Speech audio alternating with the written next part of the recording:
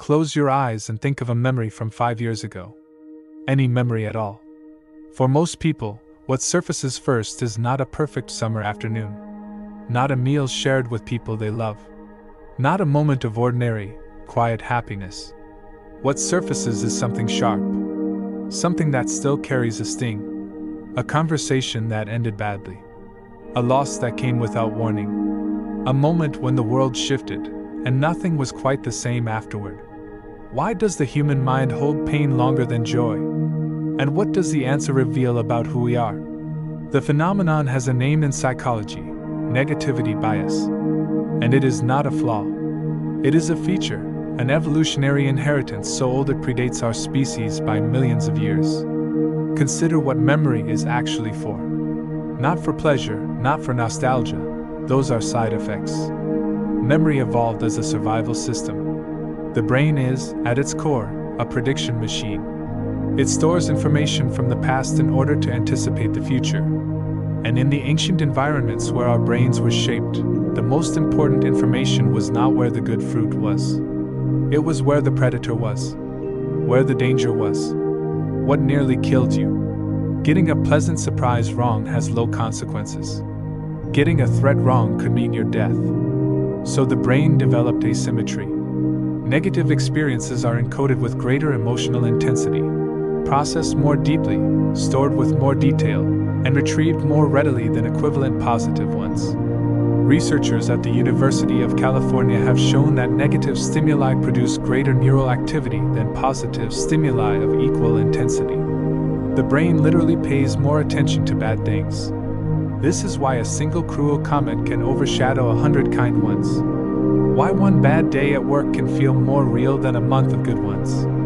Why a moment of humiliation from 20 years ago can still arrive, unbidden, in the middle of the night. You are not weak for this. You are ancient. The psychologist John Cacioppo demonstrated that even when people cannot consciously identify whether an image is positive or negative, their brain shows a measurable negative response to threatening stimuli within a fraction of a second, far faster than conscious awareness. We react to danger before we know we are reacting.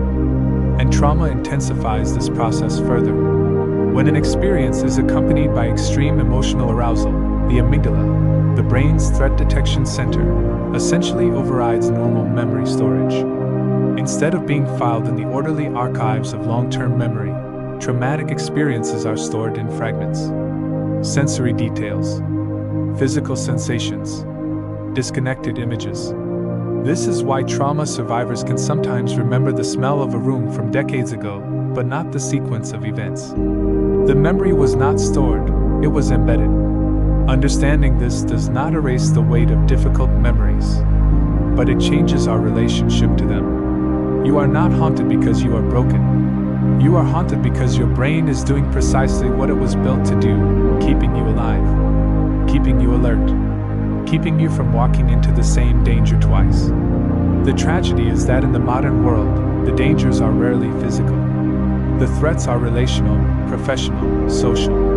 And yet the ancient alarm system responds to a difficult email with the same intensity it once reserved for a predator in the grass. The work of a human life, in many ways, is teaching that ancient system the difference. There are practices that genuinely help. Psychologists call it positive neuroplasticity, the deliberate act of allowing positive experiences to fully land. When something good happens, most of us process it in seconds and move on. The negativity bias means the bad stays longer by default. The intervention is simple, if not easy. Pause with good things. Sit with them. Let them have the same space, the same attention, the same processing time that the difficult things take without being asked. The brain can change. This is perhaps the most important discovery of modern neuroscience. We are not fixed. The architecture of memory and emotion that felt carved in stone is, in fact, living tissue, responsive to experience, to practice, to intention. Your painful memories are not who you are. They are what your brain decided was most important for your survival. But survival is not the same as living. And you, unlike your ancient ancestors, have the extraordinary option of choosing what to remember. After all, consider this. If sadness is remembered more easily than happiness, then much of what you believe about your life may be incomplete. Imagine reading a book where every difficult chapter is highlighted in bright red ink, while the joyful chapters are printed in faint gray. The story itself has not changed, but your perception of it has. This is often what memory does. Many people look back on their lives and conclude that they have suffered more than they have loved, failed more than they have succeeded, lost more than they have gained. But memory is not a neutral historian. It is a survival mechanism, and survival has never been interested in fairness. Think about a typical day. A stranger smiles at you. Someone holds a door open. You enjoy a good meal. The sun feels warm on your skin.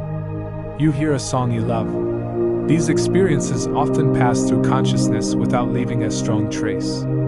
Yet one awkward conversation can occupy your thoughts for days. One criticism can echo for weeks. One rejection can remain alive for years. The mind magnifies what it believes may protect you in the future. Unfortunately, that protection often comes at a cost. The cost is perspective. Psychologists sometimes refer to this as emotional weighting. Certain experiences receive more psychological significance than others. Not because they are objectively larger, but because the brain decides they are more relevant to future survival. And once you understand this, something remarkable becomes possible. You begin questioning your memories, not whether they happened, but whether they deserve the amount of power you have given them. A painful memory may be accurate, yet its emotional dominance may be exaggerated by a nervous system designed for a world that no longer exists. The brain that helped your ancestors survive predators now analyzes social interactions with the same intensity. A delayed response to a message, a mistake during a presentation, an uncomfortable silence. These events trigger ancient systems that evolved for life and death situations.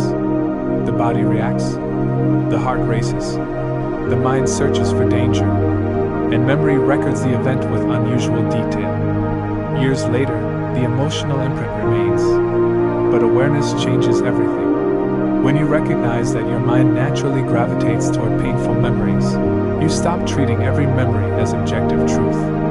You become an observer. You notice the process. You see the machinery behind the experience. And this creates space. Space between you and the memory. Space between the event and the story you tell yourself about it. Within that space lies freedom. Because memories are not only records of the past, they are also architects of the future. The memories you revisit most often shape your expectations. They influence your confidence, your relationships, your willingness to take risks, your sense of identity. What you repeatedly remember becomes part of who you believe you are. This is why intentionally revisiting positive experiences matters. Not as an act of denial, not as toxic positivity, but as a correction, a balancing of the scales, a recognition that the mind's default settings were designed for survival, not happiness. The good moments of your life deserve attention too. The moments of kindness, the moments of courage, the moments when you kept going despite uncertainty, the moments when someone loved you, the moments when you surprised yourself, the moments that proved you were stronger than you thought. These memories are real. They happened. They belong to your story just as much as the painful ones. Perhaps more. Because pain teaches lessons. But meaning is what gives life direction. And meaning is often found in moments the brain initially overlooks. A quiet conversation. A peaceful afternoon. A simple act of connection. A feeling of gratitude. These moments rarely arrive with alarms. Yet they are often the moments that matter most. So the next time a painful memory returns unexpectedly, pause before accepting its authority. Ask yourself a simple question. Is this memory important because it defines my life? Or because my brain was designed to remember threats? The answer may change everything. Because the goal is not to erase painful memories. The goal is to place them in their proper context. To see them as part of your story, not the entirety of it. Your mind remembers pain because it wants you to survive. But you are here for more than survival. You are here to live. And living requires remembering that there was beauty, too. Not only the storms, but the sunlight between them. Not only the losses, but the love that remained. Not only the wounds, but the healing that followed. And perhaps that is the deepest truth about memory. We do not always remember what was most beautiful, but we can learn to notice it. And once we notice it, we can choose to keep it. Because what you remember shapes who you become. Choose carefully.